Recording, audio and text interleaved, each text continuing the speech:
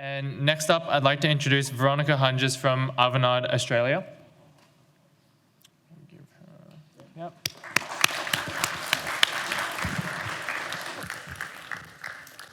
So good morning, everyone, and welcome to Big Day In. I hope you've been having a good day so far.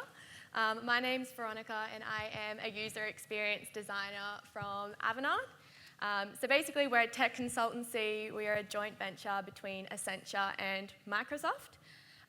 And I guess, according to Google, we're a provider of digital and cloud services, business solutions, and design-led experiences, which are basically all delivered through the Microsoft ecosystem and the products they use. So when I started, I was kind of confused by this, to be honest. What we really do as a consulting company is we go into other companies that need support from a tech or an IT sort of perspective, and we help them to sort of elevate what they're doing, or I guess help them to transition into a more digital sort of framework. So I've spoken to a couple of you guys here today already, but just a show of hands, who already knows what they might want to do or has some sort of idea?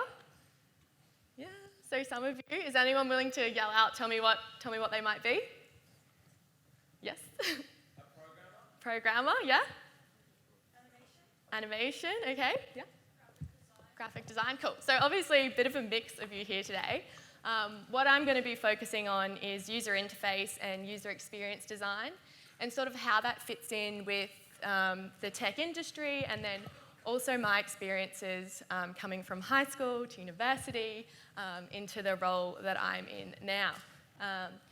So I'm going to start with a bit of a snapshot. So I graduated from high school in 2015, and my high school is actually here today, Clayfield, and my original IT teacher. So I've done a bit of a full circle, which is pretty cool.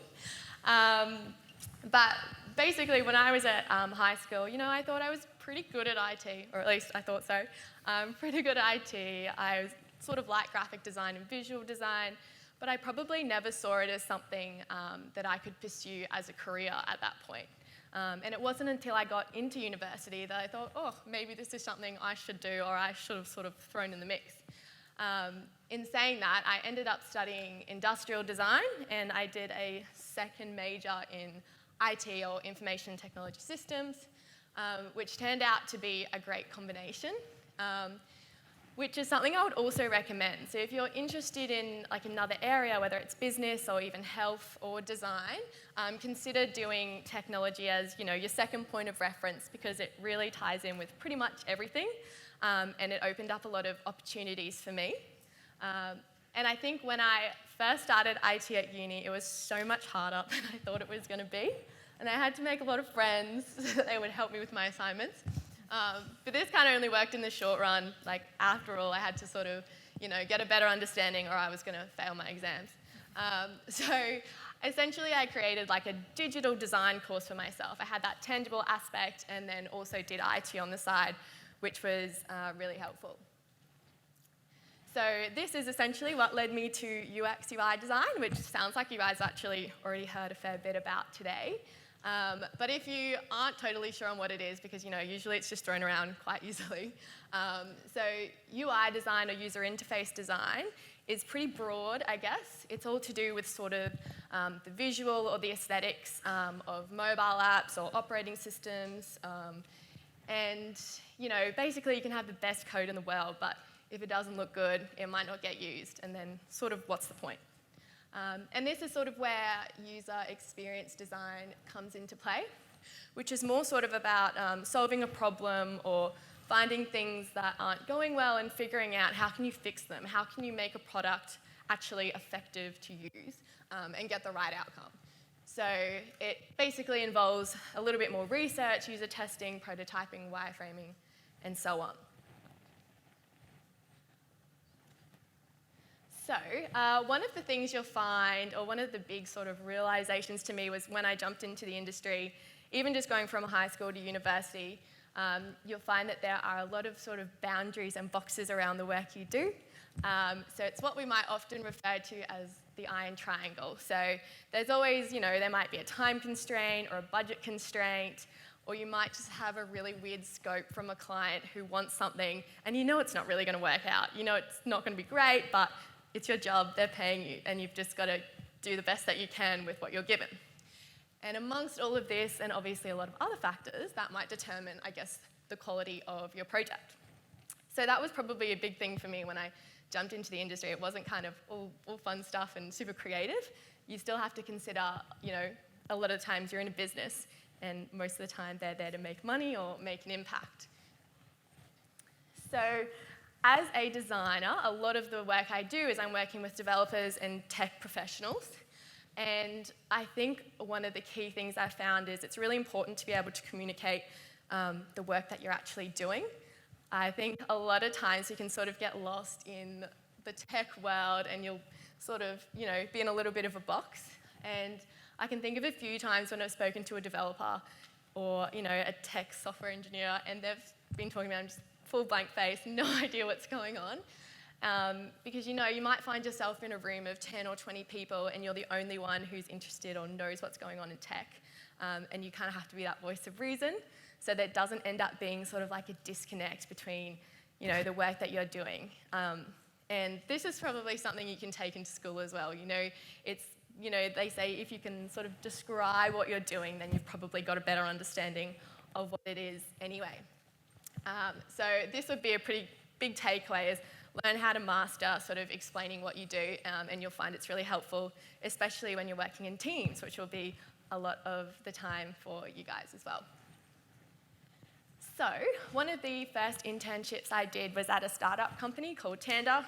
So they're a SaaS company, and they were started in 2013 by just four mates who studied together at university at QUT. And while I was there, I did a little bit of front-end coding, which I sort of pulled on high school knowledge for. I was a little bit out of my depth. But most of the work I did was design. So I was there probably 3 or 4 years ago. Now they've got a massive team in Brisbane. They've got offices in the US, they're in the Philippines. And I think it serves as a pretty great example if any of you guys are thinking about, maybe creating your own business or heading into a startup. It's another sort of pathway to consider, even straight out of high school, if you're ambitious enough. So I think that would be another option if you guys are considering it. And Brisbane has a lot of support for startups. It's just knowing where to go and being proactive about finding it. The next thing I would say, I guess a lot of you will end up working as an employee in a lot of companies or even small businesses, like some of the ones that are here today. And I would say once you get in there, and even through university as well, once you leave, is take advantage of as many training opportunities as you can. Even if you might think you're not totally interested in it, you never know, it might sort of spark an interest or you might get to meet new people. So I can think this year alone, I've done a service design course, I'm doing an innovation technology course at Avanade at the moment, and I'm working with people from London and Japan, and it's kind of just a way to pick up new ideas and new ways of working. Even if you forget half the stuff, you might remember 1 or 2 important things. And then I guess for those of you who might not have those opportunities, or you go somewhere and you go, oh, they don't really have anything training, like I can't really progress here, or I want a bit more, is go after it. So ask for those opportunities. If you're in an internship or at your first job, ask them to support you and say, I want to do this training course. Because even if they say no, like we don't have the capacity to do that right now, it gets them thinking like, oh, this person really wants to learn, they want to improve, and they want to grow. So keep that in mind as well.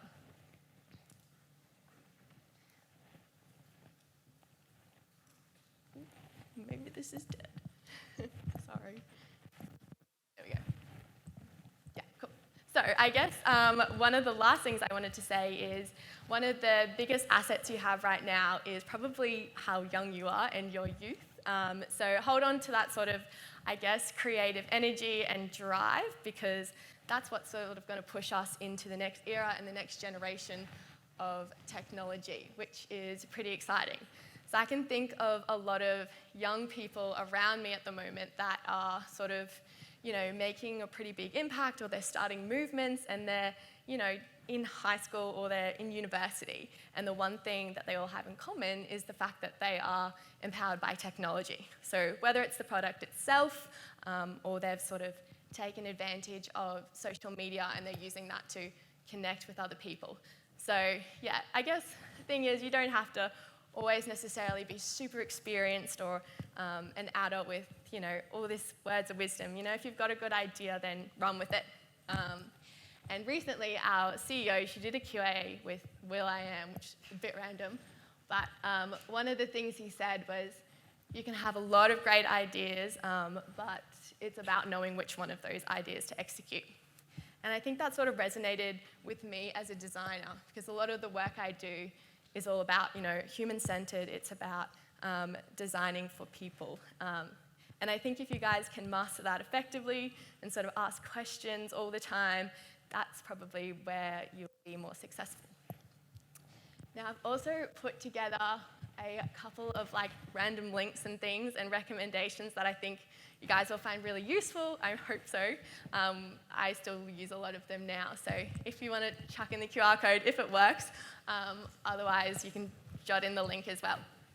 And that's it. So if you guys have any questions, let me know.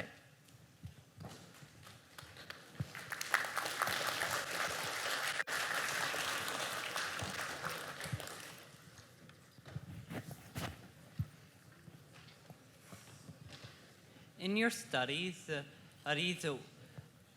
and joining that group of people, what were your favorite thing about seeing how a startup company worked and how they were doing their own thing with their company? Yeah, cool.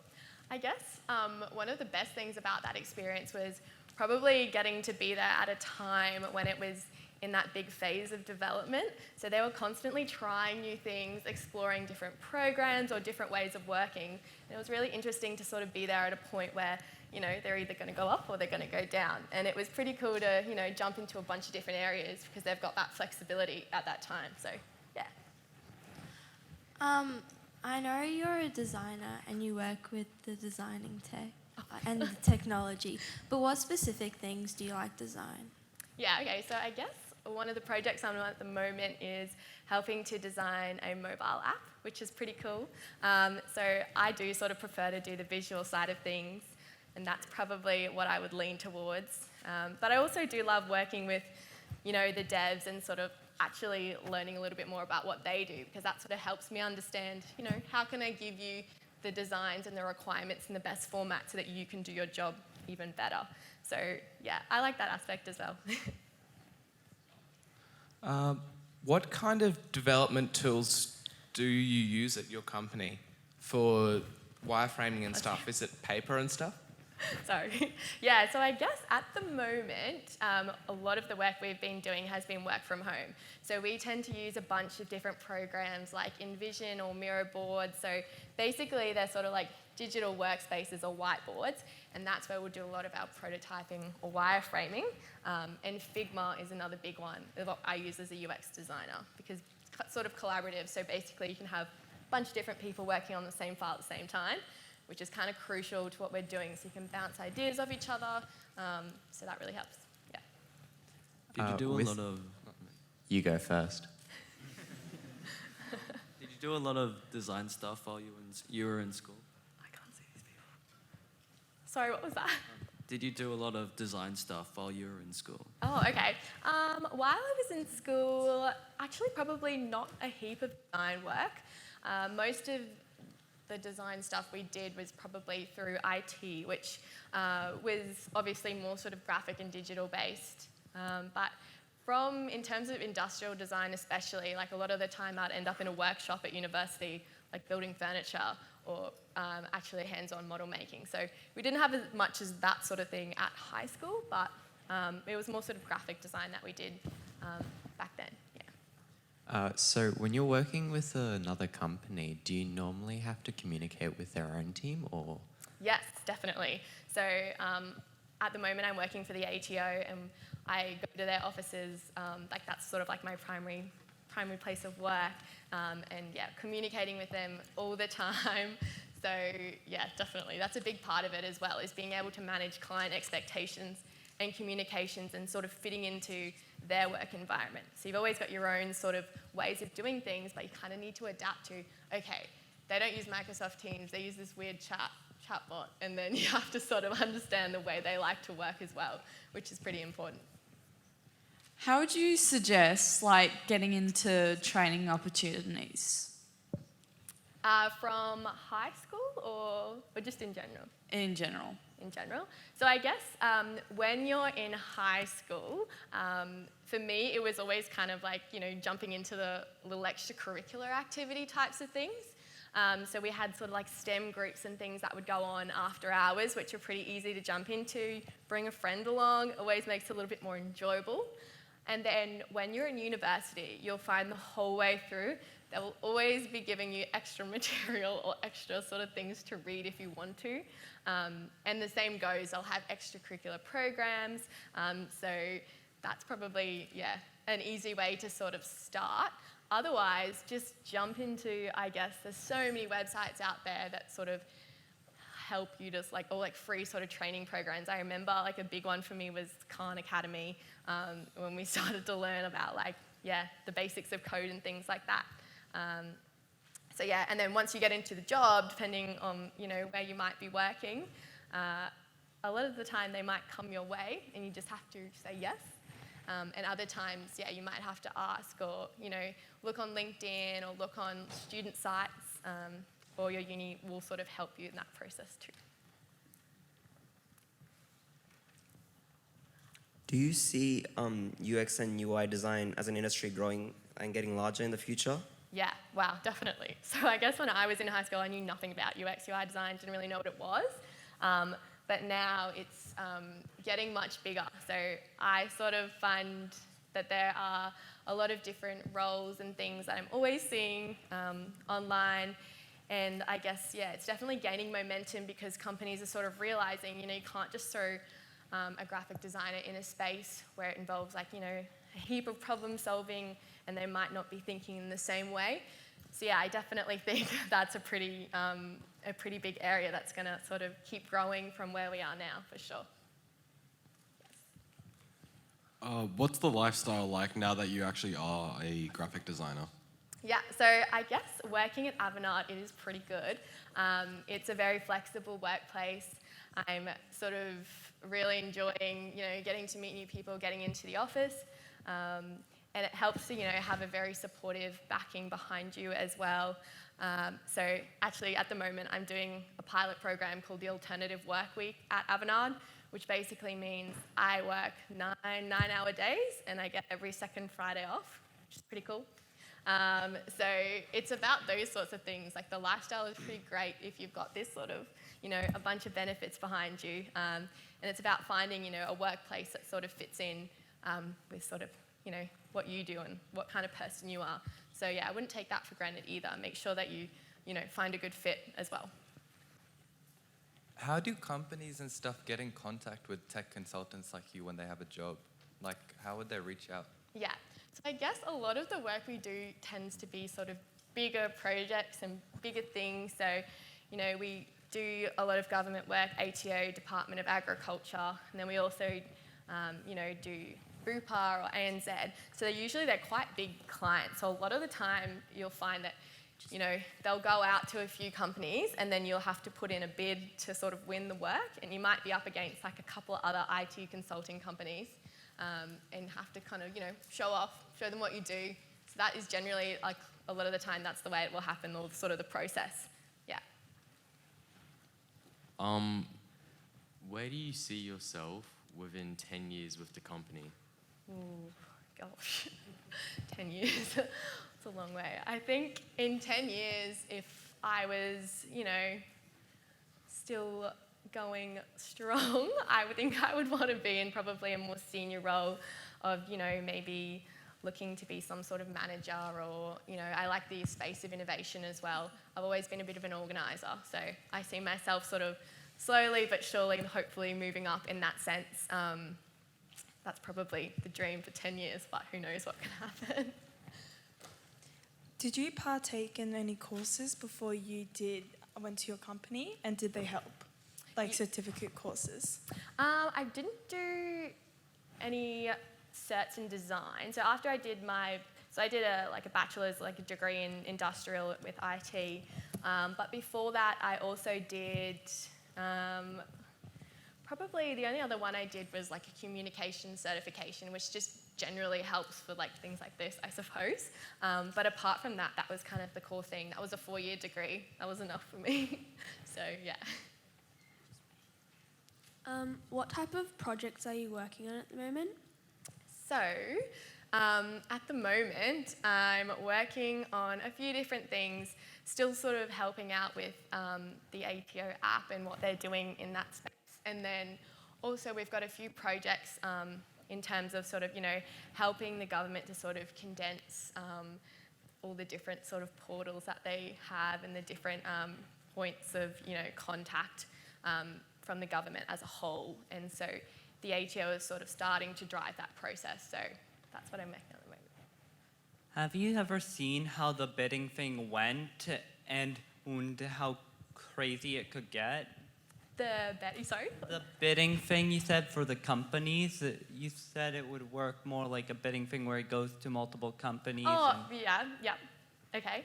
So I guess, what did you want to know about it? Sorry. Have you ever seen how it went? Right, And how it goes? Yeah, so a lot of the time you might even help work on them, even if it's a little bit. So if, someone from sales reaches out to you and they said, hey, can you make this PowerPoint look a little bit better? And you might get to see some of the videography that they'll put together for the bid as well. So yeah, they're always sort of sharing what we're doing. It's pretty open in that sense, which is great. You sort of get to see where we're going. So yeah, and then you'll hear sometimes you're successful. Usually you don't hear when you're unsuccessful. You just carry on working. On average, how long does a project normally take you to do UI and UX design? Yeah, so I suppose the UX UI process can be super long. So you always start with that research phase and going into sort of user journeys and prototyping and testing, and then actually sort of building up a high fidelity sort of thing. So the project that I worked on last was in the works for a couple of years. I wasn't on it the whole time, but generally it can take a long time if you've got something massive. Other times you'll find it could just be a week long. So to be honest, it really varies from your client and I guess the requirements you've got. And I think that's the last question. But thank you all for asking, and I hope you guys have a great day.